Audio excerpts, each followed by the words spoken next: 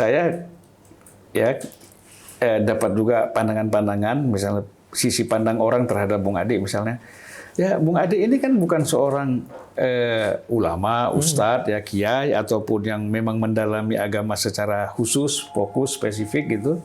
Tapi kira-kira kok masuk ke dalam dunia itu. Gitu. Iya, iya. Nah. Ya, dalam hal ini saya akan katakan begini.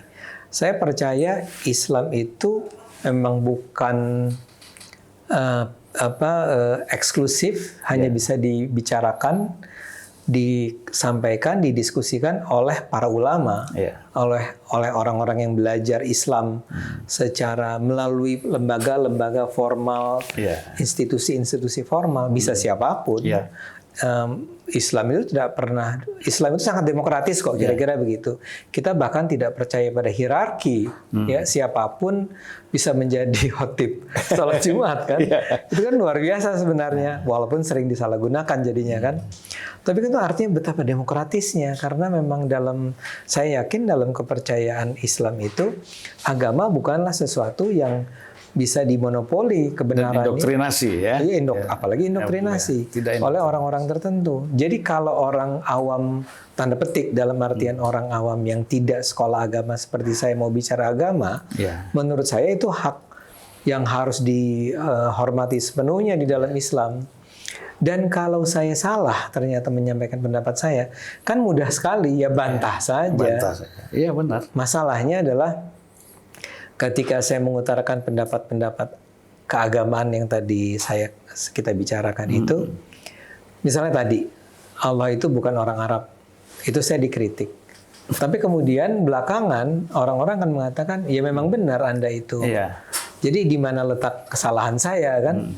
Kecuali begini, saya menafsirkan sebuah ayat tertentu dengan sembarangan dan kemudian orang mengatakan nggak gitu dong cara bacanya gitu ya. Misalnya orang-orang yang belajar. Dan ternyata kemudian terbukti bahwa memang saya terlalu sembrono dalam menafsirkannya, maka saya mengakui bahwa ya saya salah. Tapi sejauh ini tidak ada tuh pengalaman itu. Jadi yang terjadi adalah tadi itu kan adanya tuduhan bahwa atau adanya anggapan bahwa saya sebagai orang yang tidak belajar agama kok berani-beraninya masuk ke dalam isu-isu agama. Padahal yang saya lakukan, saya sebenarnya mengutip orang, tapi kadang-kadang saya nggak sebut saya ngutip dari mananya kan.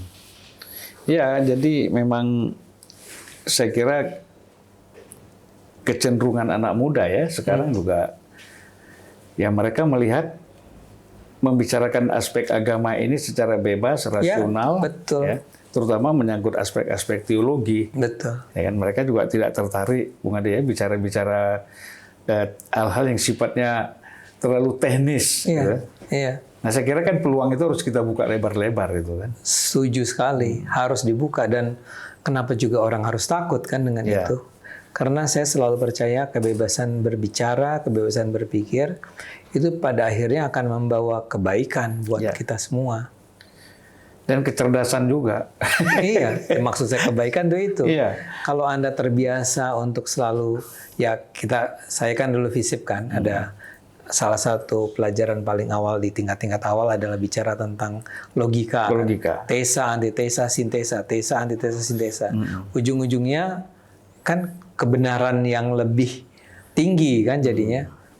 Dan saya tahu ini agak ke kiri-kirian kata orang ya, kayak teori konflik katanya. Tapi saya percaya itu. Jadi kalau semua orang dibiarkan berbicara bebas dan berpikir bebas, justru yang akan kemudian dilahirkan adalah kecerdasan yang lebih tinggi atau pendapat yang lebih cerdas. Jadi dialektika minus materialisme. Exactly. Supaya nggak disebut komunis.